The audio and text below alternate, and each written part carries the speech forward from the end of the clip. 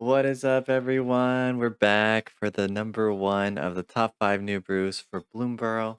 This one is Blue White Blink Zoo.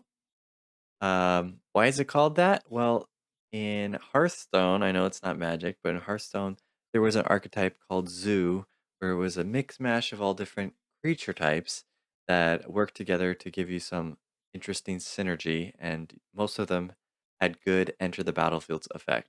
So we're doing something very similar here in Magic, and we're abusing some of the new enters the battlefield effects from Bloomburrow, as well as some of the new blink effects. And we even have some effects that happen when the creature leaves the battlefield. So that's also pretty cool. All right, let's take a look. So, starting us off with the one drops, Novice Inspector, of course, an all star in the white colors right now. It's a 1/2. It's gives you a clue when it enters, basically like a Thraben Inspector. We also have Nurturing Pixie, another pretty common one. This one is pretty crucial because it's a 1 mana, 1/1 flying fairy rogue that when it enters, you can bounce another non-land permanent from the battlefield. And if you do, you get a +1/+1 counter on it. So we're going to use that a lot to get some benefit from bouncing things back to our hand.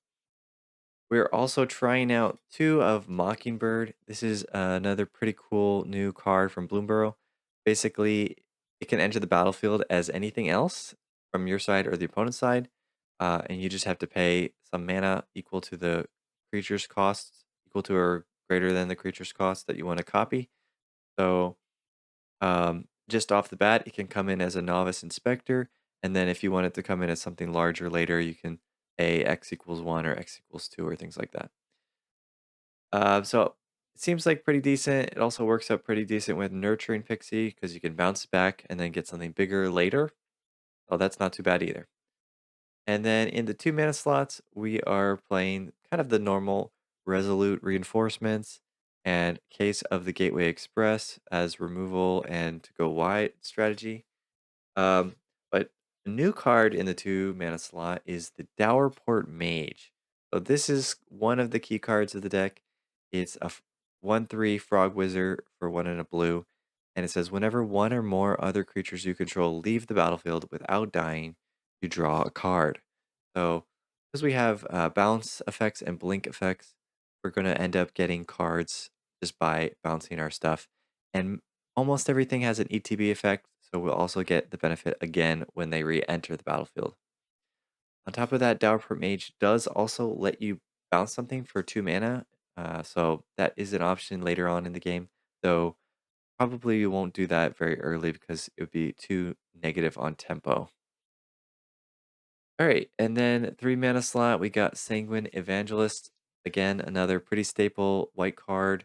It goes wide, it has an ETB, and it has Battle Cry, which is pretty crucial for making your early game creatures that much scarier, and also good at closing out the game. We are running Werefox Bodyguard. This is a removal on a stick. So it's a 3 mana 2/2 with flash that when it enters exiles another non-fox creature. And you can also sack it to gain some life. But because we're using blink effects, if we use this against like a token, for example, we can exile it and bring it back, or bounce it to our hand and bring it back, and get to use the exile effect again. So you don't feel as bad if you use it on some tokens early on.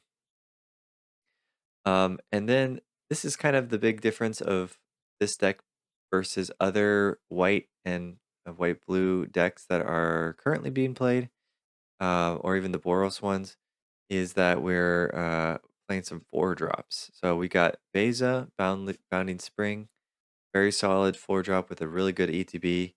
Against the aggressive decks, it'll give you life and creatures. And against the controlly decks, you'll probably get treasure and draw a card. So either way, it's going to help you stabilize and put you that much further ahead. Um, and then, we can blink it later, which is also very nice. So yeah, that's another reason to include it. We are also running Salvation Swan. 3 and a white for a 3/3 with flash and flying. And when it enters, exile another. When this or another bird enters, actually. So I think we're only really running just a few birds with the mockingbird and the swan, but um, you exile up to one other target creature you control without flying, and then you return it to the battlefield, and it gets a flying counter on it. So that's another good way to maybe make your Beza or something a flying 4/5, which would be pretty scary. Or even your Sanguine Evangelist, or who knows what, anything. So pretty powerful and seems pretty good. Maybe even worth trying to go up to 4. But we'll have to play around and see. And then finally, we get to play this card. People were really hyped on this when it first came out, but it hasn't really seen much play. It's Twinning Twins, 2 blue blue for a 4/4 flying vigilance with ward 1. So pretty good stats. Hard to deal with for the opponent. And then it also has these adventure, 1 and a white instant that exile non-token creature, return it to the battlefield under its owner's control at the beginning of the end step. So we can play that maybe turn 3 or turn 4. Exile our Resolute Reinforcements, our Sanguine Evangelist, our Novice Inspector, any of those things, and get the new ETB effect. And because it's an instant, you'll often, you know, probably use this as some sort of protection. You might hold up like Resolute Reinforcements and this instant ability, and then if they try to, if one tries to kill your Dowerport Mage or your Nurturing Pixie or something like that, you can blink it with the 20 Twins adventure side. And then of course combos with Dowerport Mage to get you cards, so that's also very good in that synergy. And then the final card we have, two 5-drop with Knight Errant of Eos. I think this is pretty well known at this point that it's pretty solid. Invoke, gets you cards, can fill your hand up a little bit.